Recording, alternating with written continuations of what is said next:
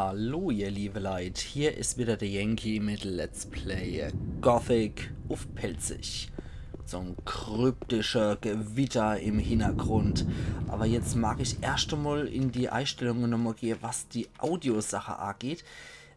Ich mag mal ganz kurz die Effekte runterschrauben, gerade weil diese Harpie so furchtbar ekelhaft laut sind. Will ich doch eher etwas gemäßigte Geräusche haben. Und sehr schön. Die kann ich mittlerweile einfach so abwerfen. Das ist ganz gut so. Uah, schnell! Okay, Annie hat's erwischt. Noch Annie hat's erwischt. Und sehr schön. Perfekt. Ich werde mich mal oben umsehen. Ja, dann mach das mal. Dann werde dich mal eben oben umsehen. Ich kümmere mich in der Zwischenzeit hier um die Biester, die eventuell noch hier auf der Etage sind. Aber es sieht soweit ganz ruhig aus in Lesters zukünftigem Revier als Lehnsherr von der Minekolonie. Naja, wenn es noch ihm geht. Komme ich an das Bier hier nicht ran? Ich will das uralte Ekelbier hier haben. Das ist schon längst schal, aber ich will es trotzdem. Genauso wie dieser verwitterte Axt hier. Und das rostige Schwert. Und die Handaxt will ich auch unbedingt haben. So komme ich an das eklige schale Bier dran. Sehr schön. Ich habe auch gehört, dass eine Klinge gezogen wird. Wahrscheinlich kämpft Lester doch gerade. Ich sollte vielleicht... Ja. Sollte vielleicht... Ach. Ey. Lass mich in Friede, du. Ekliges Vieh. So wird das gemacht. Okay, da kümmere ich mich später, glaube ich, lieber drum. Ich glaube, da hockt etwas, womit ich mich noch nicht anlegen sollte. Thronschlüssel. Alte Bergfestung, ein rostiger alter Schlüssel, der zu einer Truhe gehört. Ja, perfekt. Dann sollte ich den nehmen. Aber ich sollte eventuell doch nochmal speichern hier. Jetzt gerade, wenn ich Lesters Hilfe nicht habe. Moment. Der kluge Magier trinkt vorher noch einen Trank. Und dann wollen wir mal. Und was lungert hier rum, hässliches? Achtung, Achtung, Achtung. Und ein Skelett. Okay, na gut. Die kann ich noch so ab, die Jungs. Macht ihr nichts? Na gut. Dann schmeiße ich auf den in der Mitte. Ah, Lester hat aber noch eine Harpie gekillt. Okay. Dann gucken wir an. Jetzt gibt's auf der Washing. Guck nicht so hässlich, du Skelett. So, komm her, du. Zack, zack, zack. Na? So. Jetzt gibt's doch was auf den Knochenkopf. Zack, zack, zack, zack. Alle hopp. Ich habe echt gedacht, es kommt was Härteres. Aber, oh, dem sein Kadaver zittert jetzt noch das Regal entlang. Ja, ich habe wahrscheinlich mit Gothic 2 gerechnet, weil du sitzt dann was etwas Garstigeres drin. Ich will euch aber ich will euch den Spaß nicht vorwegnehmen. Ihr werdet es schon sehen, wenn wir bei Gothic 2 hier wieder ankommen. Und ja, so viel kann ich zumindest mal spoilern. Es ist tatsächlich so, wir kommen in Gothic 2 wieder in die Minekolonie von Khorinis. So, aller Bandbreite von Tränke sind hier noch Vertreter. Das heißt, wir können uns auch nochmal einer genehmigen. Ja, das zischt wie Apfelsaft hier, das Zeug. So, weiter gehen wir. Und die Mana-Tränke, die zischen wie so ein guter Riesling halbtrocken runter. Das muss so sein. Ich glaube, die Mana-Tränke sind sowieso Riesling. So ein Schwarzriesling oder so wahrscheinlich. Ach ja. Und die Heiltränke, die sind wahrscheinlich, ja, so ein Rosé oder sowas, ne? So ein Weißherbst wird es wahrscheinlich sein. Und was haben wir dann hier noch? Wo der Lester ist, der wird sich wahrscheinlich hier umgeguckt haben. Und hat hier die Harpie erlegt. Das kommt mir nur zu Pass.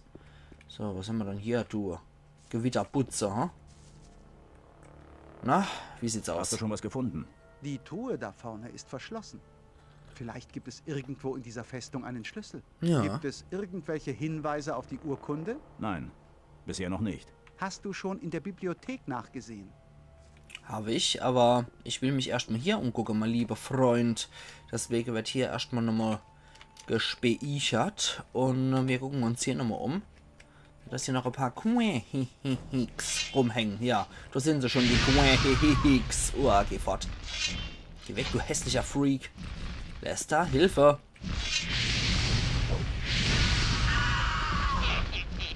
Ja, jetzt will ich aber Denne die ganze Zeit treffen. So. So. Okay, er hat einmal so ein ausgestoßen. Das heißt, er hat durchaus einmal so Zitterler von meinem Zauber abkriegt.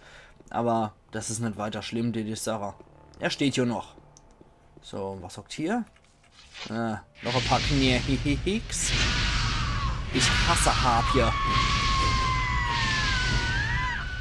Das sind dermaßen lästige Gegner, aber einfach nur für eine Geräuschlage hier. Aber man kriegt die auch ohne Mana zu verschwenden mit seinem stinknormalen Wurf von Feuersturm platt, die Jungs. Und, beziehungsweise die Mädels eigentlich eher. So, das war's dann hier. Was haben wir dann noch hier? Was möglicherweise Spielspaß und Spannung verheißt. Schauen wir doch mal. Hallo, ich bin der Neue in der Kolonie. Holen wir uns erstmal so einen guten Eintopf hier. Der ist mittlerweile zu Wasser verkocht. Das will ich nie mehr haben. Dort drin ist auch nichts anderes als Wasser drin. Oh Gott, bitte lass es nur Wasser sein. Und was haben wir dann hier noch? Nichts. Na alla, dann ich muss sagen, ich gehe nochmal ein Stüfchen hoch. Guck mich um, was es da auch noch gibt. Möglicherweise gibt es ja auch nochmal irgendwas mit Spielspaß und Spannung. Da schauen wir doch mal nach. Nein! Oh, Gott sei Dank. Er ist wenigstens nicht gestorben dabei. Ich habe schon gedacht, das war's jetzt. Mein Stündchen hat wieder geschlagen. Aber, hopp, komm. Ja, geht doch. Na alla. Man kann's doch packen. Huch, da ist noch eine, die steht auf Abruf schon bereit. Jetzt geht's erstmal auf die Rieb. So. Hat dich genauso, du Mistvieh. So. Gut so. So muss das sein und nicht anders. Vielleicht sollte ich doch auch nochmal hier speichern, ne, dass man nochmal so ein Fauxpas passiert. So ein Leiter-Fauxpas. Das brauche ich jetzt nicht unbedingt nochmal. Wie im Turm von der Erzbarone, wo ich dann... Ach Gott, nee. Das wollen wir erst gar nicht mehr thematisieren. Das war ja absolut schrecklich. Aber wie gesagt, ich verweigere partout Patches. Ich will das Original Gammel-Spiel-Feeling von 2001 haben. Ich will nicht irgendwas total gepatchtes haben. Ich will es so original wie möglich haben. Links, links, rechts, rechts, links, links. Sehr schön. Einmal Siegbringer bitte. 46 Schade, 20 Stärke braucht's. 113 Münze gibt's auch noch. Die zwacke ich mir natürlich auch ab. Und 2 mittlere Heiltränke und 2 mittlere Riesling bzw. Mana-Tränke. Bringt mir der Siegbringer irgendwas? Außer, dass er das Sieg bringt. Nee, der Todbringer ist besser als der Siegbringer. Alles klar. Dafür haben wir hier seinen lichte Bruder kriegt. Aber das ist nur was für Paladine, sowas. Lichtbringer. Wobei ich sagen muss, ich tendiere in Gothic 2 tatsächlich dazu, eher die Miliz und dann die Paladine zu spielen, als dass ich wieder zu Magier tendiere. Ich meine, ich habe es ja in Gothic, dann in Gothic Ends hier gezeigt, was da mit Magie abgeht. Und die Paladine haben außerdem auch Magie in Gothic 2. Die benutzen auch teilweise ihre eigene Paladin-Magie. Deswegen wäre ich eigentlich dafür, dass ich die Gutmischung aus Magie und Kampf habe. Und dass ich dann der Paladin mache in Gothic 2. Hier haben wir die Besitzurkunde. 400 Pfund Gold ist die wert. Berechtigt den Besitzer dazu, den Gebietsanspruch der Bergfestung geltend zu machen. Und dazu noch so fettes Mana-Tränkchen. So ein Riesling halbtrocker. Extra stark. Da, bitte. Bitte schön für dich. Ich habe die Urkunde gefunden. Hey, so. Gut gemacht. Dafür gebe ich dir diese Spruchrollen. Damit sollte es kein Problem sein, den Fokus zu erreichen. Ich werde unten vor der Fokus-Plattform auf dich warten. Ja, geil, merci. Okay, damit sollte es kein Problem sein, an den Fokus drauf zu kommen. Ah ja, da ist er. Ja, ich freue mich, wie die ursprünglich hochkommen sind. Die haben wahrscheinlich Leder aufgestellt oder so. Moment, das speichern wir natürlich auch den Erfolg. Und dann können wir jetzt außerdem auch wieder in der Einstellungen unter Audio, können wir das Zeug auch wieder ein bisschen erhöhen. Perfekt. So. Er hat mal ein bisschen Magie gegeben. Also, was für Magie hat er mal dann gegeben? Das waren 4 Spruchroller. Und zwar Telekinese. Jupp, da haben wir's. Fokus aus der Bergfestung. Na dann. Ja, das kriegen wir nur, wenn wir ganz am Rand stehen. Na dann, komm zu deinem Meister. Ups, nee, das war der falsche Knopf gedrückt. STRG und noch Over muss ich drücken und nicht STRG und noch hinne. So. Da steht er und ich lasse ihn fallen. Aber das mache ich bewusst. Aber Hauptsache, es macht so lustige Dippelgeräusche dabei. Das ist natürlich Hauptsache bei der Magie. Es wäre ein bisschen arg läppig, wenn ich das im Lab auch so darstellen würde, wenn ich sauber mache. Also das wäre schon arg peinlich irgendwie. Aber so hat man sich halt 2001 Magie vorgestellt. Das ist halt so. Vor allem im deutschen Raum hat man sich offensichtlich Magie so vorgestellt. Wie dem auch sei. Du Hämmern. Und Lester war ziemlich fix unterwegs. Fokus aus der Bergfestung. Ja, geiler Scheiß, oder? Das ist doch richtig genial. Nun haben wir beide, was wir wollten. Ah, jo. Ich werde noch etwas bleiben, um die alten Bücher zu studieren. Wir sehen uns wieder. Ja, mach das mal. Kann schon mal gucken, ob die Leute hier schwarze Zahlen geschrieben haben. Und wir gehen jetzt auf jeden Fall wieder zurück zu Saturas. Weil wir haben soweit unsere Aufgabe erfüllt.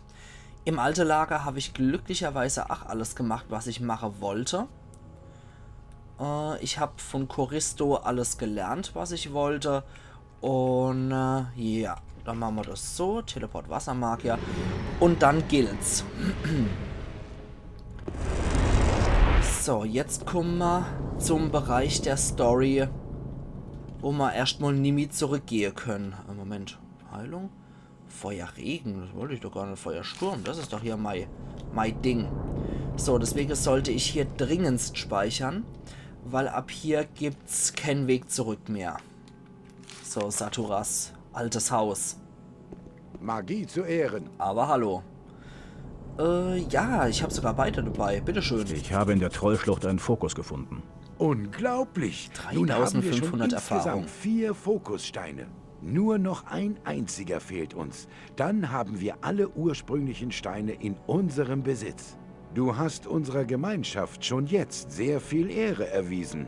Finde den letzten Fokusstein und unsere Befreiung steht kurz bevor. Du hast die Teleport-Spruchrolle verbraucht, wie ich sehe. Hier, nimm eine neue. Merci, aber es wird noch besser, mein Lieber. Hier. Ich habe in der Bergfestung einen Fokus gefunden. Fantastisch! Nun haben wir alle 5 Fokussteine in unserem Besitz. Und 4000 Deine Erfahrung Taten habe ich. sind von unschätzbarem Wert für unser Lager. Sei dir meines ewigen Dankes gewiss. Ja. Gehe nun zu Riordian. Er wird dir einen Ausgleich für deine unermesslichen Mühen geben. Sprich auch mit Kronos, dem Hüter des Erzes. Auch er wird dir ein Geschenk unserer Gemeinschaft überreichen. Ja, das klingt doch erstmal ganz gut. Aber vom Alchemist kriege ich dann was und vom Hüter des Erzes kriege ich was. Das klingt gar nicht mal so übel. Und eine Stufe noch aufgestiegen mit 4000 Erfahrungspunkte. Das ist auch ziemlich nett. So. Kann nun die Sprengung des Erzhaufens beginnen. Wir haben jetzt alle Artefakte zusammen, die unser großes Vorhaben benötigt. Doch die Erschaffung der Barriere wurde von 12 Magiern durchgeführt. Um die gewaltigen Energien zu kontrollieren und in die richtigen Bahnen lenken zu können, sind wir Wassermagier nicht genug. Was machen wir dann? Mir ist bewusst, dass du schon sehr viel für unsere Gemeinschaft getan hast und wir stehen tief in deiner Schuld. Doch im Interesse aller Koloniebewohner muss ich dich noch um einen weiteren Gefallen bitten. Denn du bist schließlich der Hauptcharakter dieses Spiels. Ein weiterer Gefallen? Ja. Begib dich ins alte Lager und versuche, einige der Feuermagier für unsere Sache zu gewinnen. Die Feuermagier. Warum sollten die Maden den Speck verlassen wollen? Ein Zusammenbruch der Barriere würde ihre Machtposition zunichte machen. Genau aus diesem Grunde musst du dich um diese schwierige Mission kümmern. Du kennst Leute aus allen Lagern der Kolonie. Erinnere die Feuermagier an die alten Zeiten, als wir noch gemeinsam die magischen Künste studierten. Ich meine, ich bin ja schließlich selber ein Feuermagier, also, ne? Nun gut, ich werde versuchen, die Feuermagier zu überreden. Aber ich kann nichts versprechen. Es scheint mir fast unmöglich. Du musst es versuchen. Wenn du keinen Erfolg hast, dann gibt es nur noch einen. Einen was? Vergiss das. Du musst Erfolg haben. Hier, nimm diese Zauberrune. Überbringe sie Choristo, dem obersten Feuermagier, als Zeichen unseres Vertrauens. Damit kann er sich jederzeit vorbei an allen Wachen mitten in diesen Raum teleportieren. Aha. Ich hoffe, das überzeugt unsere ehemaligen Freunde von unseren guten Absichten. Ja, aber die Erzbarone würden sowas, wenn sie das mitkriegen würden, würden es die Erzbarone natürlich sofort ausnutzen und würden hier das neue Lager übernehmen. Aber mir jetzt auch noch interessanterweise mitkriegt, dass es offensichtlich noch einen Magier in der Kolonie gibt, der weder Wassermagier noch Feuermagier gehört. Und irgendwie wohl nicht so... Ja, die anderen wollen wohl nicht so mit dem zu tun haben, wie es aussieht. Mögest du in einem Stück zurückkehren. Merci. Kapitel 4. Xardas. Wer mag das sein? Aber ja, wie gesagt, wir haben jetzt nicht nur hier so Schriftroller, Teleport zu den vor allem Wassermagiern kriegt. Wir haben jetzt hier auch so eine Rune. Ich wollte jetzt übrigens Amol, das habe ich die ganze Zeit verschnarcht. Ich wollte jetzt auch mal Richtung Erzhaufe gehen. Du geht's nämlich an Saturas Raum vorbei. Geht mal hier den lustigen Tunnel entlang. Und geht hier schön weiter.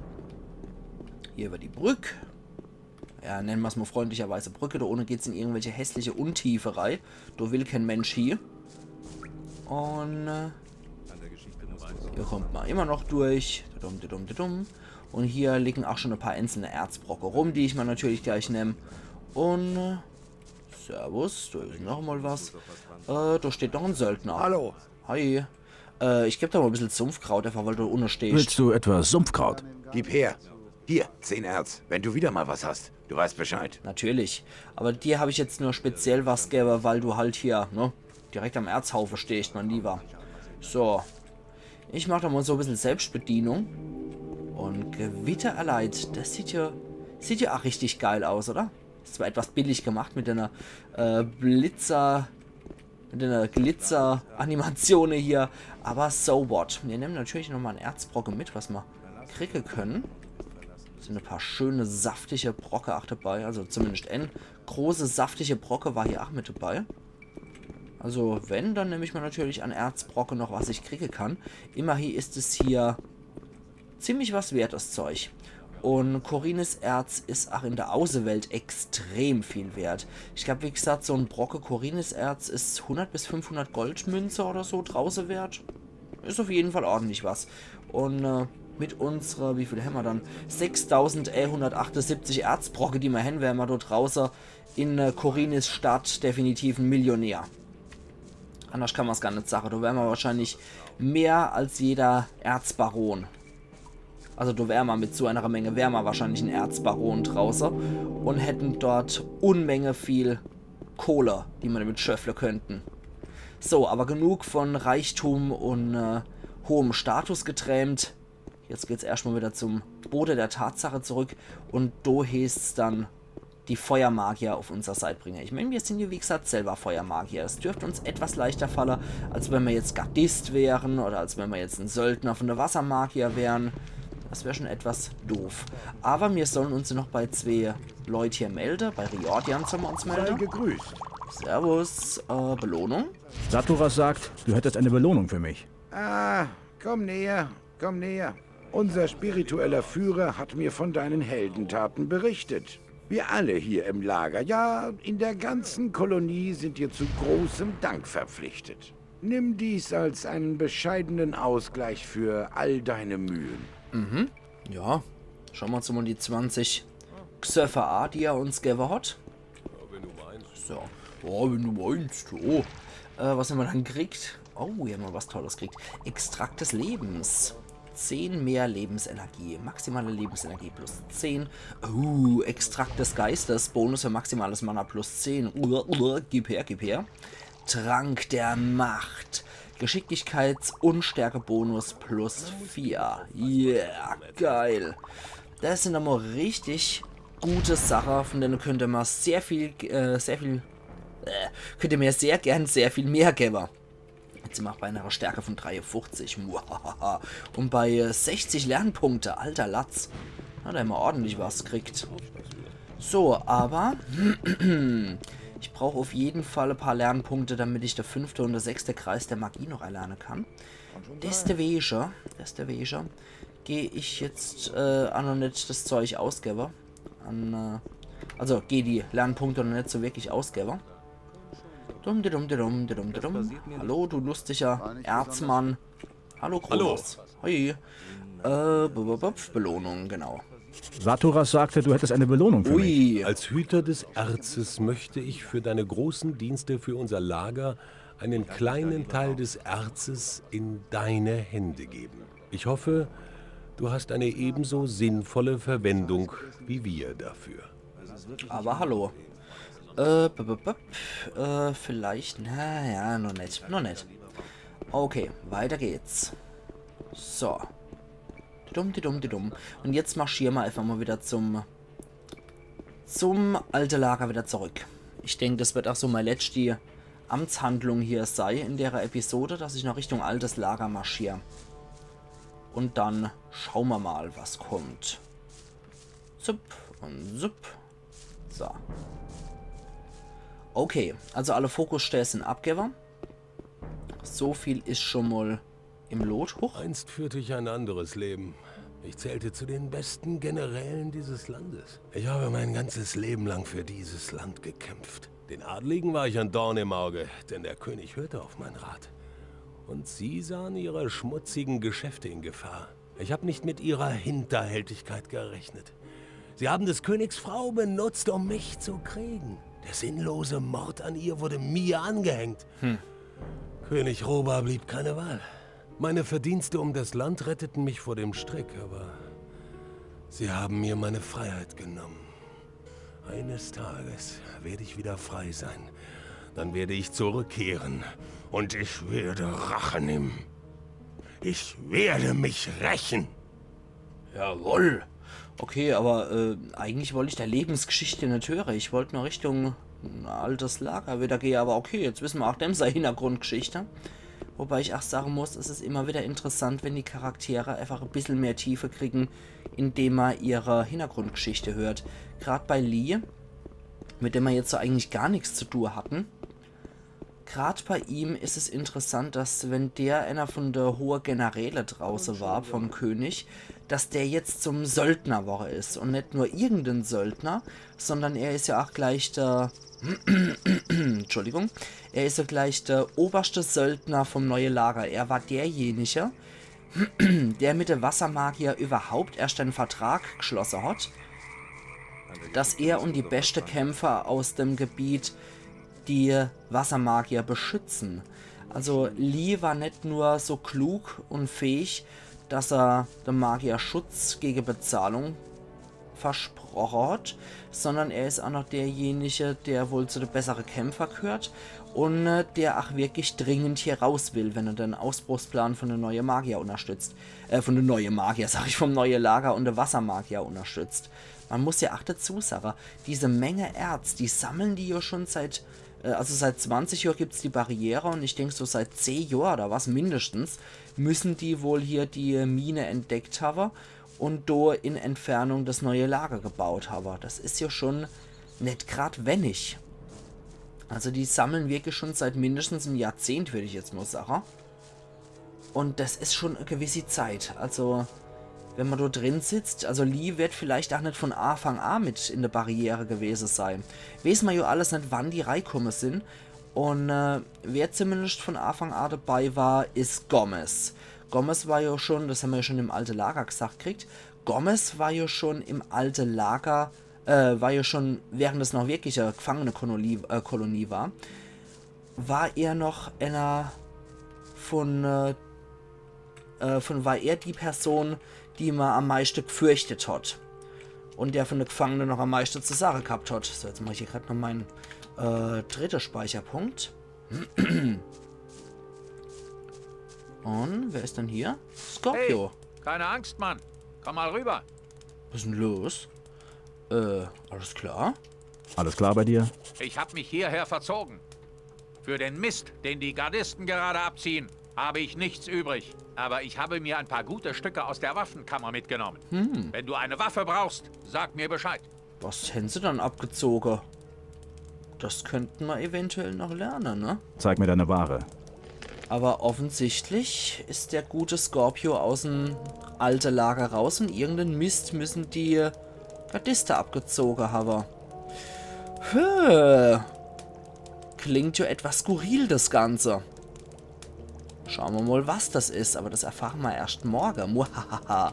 Was hat er dann noch hier mitgenommen? Amulett der... Ui, Amulett der Stärke, das ist immer geil. Geschicklichkeit. Ui, also wäre ich jetzt ein Armbrustschütze, hätte ich hier mein absolutes... meine totale Erfüllung gefunden. Gardistenhand. Gerade mal gucken, die Waffe, die ich hier gehabt habe, die war ein bisschen besser. 48 oder was hat das gebraucht? Gardistenhand. Das sieht verdammt gut aus. 59 Schaden macht das Dingens. Das möchte ich, glaube ich, echt haben. Moment, das sind... das sind auch Einhandwaffe. Hui. Okay. Vollstrecker, Einhandwaffe. Berserkerwort ist auch eine Einhandwaffe. Du hast dann Zweihänder, Hüterklinge, Zweihänder. Okay, das sind Zweihänder für 44 Stärke, aber die hätten wir auch die Stärke. Berserkerwort. Für 35 Stärke, 66 Schaden. Nehmen wir doch dicke das Ding. Einhandwaffe, Vollstrecker. Ja, die sehen nett aus, die Teile. Aber wir geben auf jeden Fall genug Zeug dafür. Du kannst dann rostige Scheiß haben. Du kriegst die ganze tolle Ork-Waffe noch mit. Die gibt es noch als Lohn drauf. Rostiges Bastardschwert kannst du auch haben. Die Ork-Waffe kannst du definitiv haben. Aber der Siegbringer als Bruder behalte ich definitiv noch. Aber die ganze schäbige Ork-Waffe, die muss ich dann irgendwie mit mir rumschläfen, wie so ein Dachschädel. Okay, ups, das war schon etwas zu viel. Ja, jetzt muss ich gucken, dass ich im gescheite Bereich noch bleibe. So, Kampfschwert. Und rechts könnten wir vielleicht mit Pfeiler oder sowas strecken noch. Nee, warte mal. Halte mal eine Gaul A. Was ist sowas? 753. Und der Rest strecken wir hier einfach mit Pfeiler. 760 brauche ich nur. Ein bisschen weiter runter gehe. Und der Scheiß nicht mehr so viel kostet. Vielleicht hier das Zeug. Ja, perfekt. So. Dann haben wir doch richtig geile Scheiß jetzt. Dann können wir hier nochmal ganz noch overgehen. Oh Gott, habe ich viel Zeug. Ohne Witz. Durch die ganze Goblins und so, die ich geflattert habe. Manometer. Okay. Ende 20 Stärke braucht das und 48 Schaden. Das macht 66 Schaden und 35 Stärke braucht's. Und ist sogar nochmal richtig ordentliche Oschi jetzt so im Vergleich. Gewitter erleid. Okay, ziehen wir die Waffe doch mal. Ups. Ups. Keine Angst. Ich mach dir nichts, keine Angst, Mann. Okay, gut. Ich hoffe, der ist mir jetzt nicht zornig oder so. Das muss ich gerade mal überprüfen, kurz. Nee, alles in Ordnung. Perfekt. Gut. Gehe ich nochmal ein bisschen außer seiner Reichweite. Außerhalb von seiner Reichweite. Und das ist schon ein geiles Schwert, was wir hier haben. Perfekt. Dann würde ich aber sagen, ich mache jetzt hier wirklich meinen Cut. Und wir sehen uns dann morgen wieder... Ja, okay, hat hier gespeichert, gut. Sehen uns morgen wieder zu Let's Play Gothic auf Pelzig. Also machen's gut und bis morgen dann. Iron Yankee.